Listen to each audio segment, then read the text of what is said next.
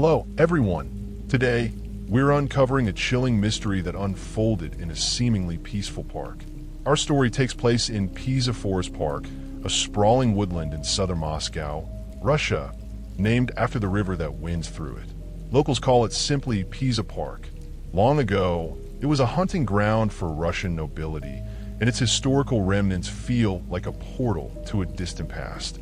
With its fresh air and serene beauty, Piza Park is the perfect escape from Moscow's hustle and bustle. On weekends, it buzzes with life. Families picnic on the grass, fishermen cast lines into the lake, and others stroll beneath the towering trees. But beneath this tranquil surface lurked a horrifying secret waiting to be exposed. It all began on October 15th, 2005, a crisp Saturday in Moscow's golden autumn. Two police officers were patrolling Piza Forest Park, their boots crunching through fallen leaves, the sound blending with the season's gentle calm. As they soaked in the pleasant air, a shocking sight stopped them cold. Amid the scattered leaves lay a motionless body, face down. Drawing closer, they recoiled. Though the stench of decay wasn't overpowering, the corpse's condition was grotesque. The victim's face was smashed beyond recognition, and a vodka bottle was lodged deep in the back of his skull. Backup arrived swiftly, led by Moscow's police chief. They combed the scene meticulously, but found no identification. The vodka bottle bore no fingerprints. Autopsy results confirmed the victim was a man, aged 30 to 40, killed by a blunt object that shattered his skull and severed an artery. Death occurred over 3 years prior. Cross-referencing missing persons files revealed his identity, but with no leads, the case stalled. Then, a month later, near the same spot, another body surfaced. A man, 60 to 65, dead 1 to 3 years, with the same cause, a crushed skull and severed artery. Panic set in as more bodies emerged. By December's end, 7 corpses littered Piza Forest Park, dumped in the woods with no attempt at burial or concealment. Each bore a chilling signature, a vodka bottle or wooden stake driven into the nape of their neck. No signs of assault beyond the fatal blow suggested methodical killer, a serial murderer haunting the park. News of the Piza Park slayer spread like wildfire, turning the once lively haven into a ghost town. Fear gripped Moscow's residents. The swaying trees now cast an eerie shadow, and few dared venture out alone. Moscow police formed a special task force to catch the culprit. Noticing Piza Park's proximity to a psychiatric hospital, they theorized the killer might be an escaped patient, hiding by day, hunting by night. A sweep of the facility yielded nothing. 2 months later, Russia's top forensic experts re-examined the bodies. Skull fractures pointed to a hammer as the weapon. In November, during a routine patrol, officers stopped a man strolling through the park for ID. He bolted. In the chase, a shot hit his leg, and he was detained. After treatment, he explained the officers' plainclothes led him to mistake them for robbers, a regrettable mix-up. An internal review disciplined the officer involved. A month later, police spotted another suspicious figure darting toward the lake, glancing back nervously. They intercepted him, a man dressed and acting like a woman. He admitted to cross-dressing and fleeing from fear of attack. A hammer in his bag, he claimed, was for self-defense against bullies. Skeptical, they detained him, but he was later cleared of the murders. Over the next 6 months, 5 more bodies surfaced in Piza Park, bringing the toll to 12, mostly older men, though ages and genders varied. Nicknamed Piza's Monster, the killer terrorized the community, who lived in constant dread. Despite relentless efforts, the case dragged on until a breakthrough. In June 2006, a woman's body was found in Piza Park, a 36-year-old single mother and supermarket worker. Her son told police she'd gone out with a co-worker, Sasha, the day before, leaving a note with Sasha's number and their destination. A Moscow subway ticket in her jacket led police to security footage showing her with a man, Sasha. Tracking him to his apartment, they arrested him. Sasha was an alias. His real name was Alexander Pituskin, 32, a stock worker at the same store. Pituskin denied involvement. But after hours of grilling, he cracked, confessing to her murder and more.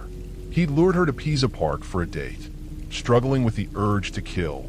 He knew her note implicated him, but couldn't resist. Smashing her skull with a hammer, he left her body. When asked about the prior 12 killings, identical in method, he nodded calmly, admitting to them. Then he dropped a bombshell. He killed 61 people. If true, he'd be Russia's deadliest serial killer. To verify, police dug into missing persons records, asking Pituskin to identify victims. Overwhelmed by the number, he couldn't recall all faces, taunting, "Why didn't you catch me sooner?" A search of his home uncovered a chessboard, 61 of its 64 squares marked with dates, his tally of kills. His goal: fill the board. The revelation horrified Russia, earning him a new moniker, the Chessboard Killer. As his life unraveled, so did his descent into madness. Born in Moscow in 1974, Pituskin was abandoned by his father at 10 months. His mother, often absent, left him with his grandfather, his closest confidant. A quiet, polite child, he faced a turning point at 4. A swing accident left him with a head injury, slurred speech, and erratic behavior. Bullied as stupid, he grew volatile. His mother enrolled him in a special needs school near Piza Park, a 6-minute walk from home. His grandfather objected, believing him gifted, and pushed extracurriculars. Pituskin found chess at Piza Park, mastering it with uncanny skill. Undefeated, it became his refuge, boosting a battered ego. After school, he trained as a carpenter, withdrawing socially. He later admitted feeling adrift, offering loans with bizarre terms. Borrowers signed pacts to kill themselves if they defaulted. Seen as a jest, no one tested his threats. They paid up. Adulthood brought loss. His grandfather's death drove him to vodka. At Piza Park, he drank with chess opponents, his skill unshaken by liquor. Soon, he craved control over life itself, filming himself terrorizing kids, dangling them upside down, reveling in their fear. Andrei Chikatilo, the Rostov Ripper with 53 kills, became his idol after a 1990s case gripped Russia. Obsessed, Pituskin mimicked Chikatilo's style, vowing to surpass him. In 1992, he pitched his plan to a school friend, who agreed, half seriously, to join, choosing a hammer. Sensing the friend's hesitation, Pituskin lured him to Piza Park on October 27th, strangled him with a rope, and dumped him in a well. His first kill, a twisted coming-of-age gift. Questioned after the friend vanished, Pituskin played dumb, evading suspicion. Emboldened, he honed his body and charm. Russia's 1996 death penalty moratorium fueled his spree. In May 2001, he killed a 52-year-old chess opponent, luring him with a tale of the pet's grave, plying him with vodka, then smashing his skull. The body went into a well, and Pituskin marked his chessboard. Over 4 years, he killed 36, mostly elderly or homeless, using vodka or steaks, dumping them in sewers until sanitation crews complained. In October 2005, he switched to a hammer, leaving bodies exposed to taunt police. By June 2006, with 3 squares left, police nabbed him. In 2007, Moscow City Court tried him for 49 murders in 3 attempts, 61 claimed, but only 49 proven. 3 survived. A pregnant immigrant pushed into a well in 2002, who climbed out, an athlete in 2003, who escaped, and a neighbor in 2003, bashed but alive, memory lost. At trial, behind bulletproof glass, Pituskin boasted of controlling 61 fates, unrepentant. Killing kept me alive, he sneered, admitting dumping bodies to provoke police.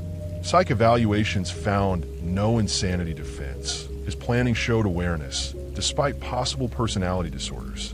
After a month, on October 27, 2007, 15 years after his first kill, he got life in prison with mandatory psychiatric treatment.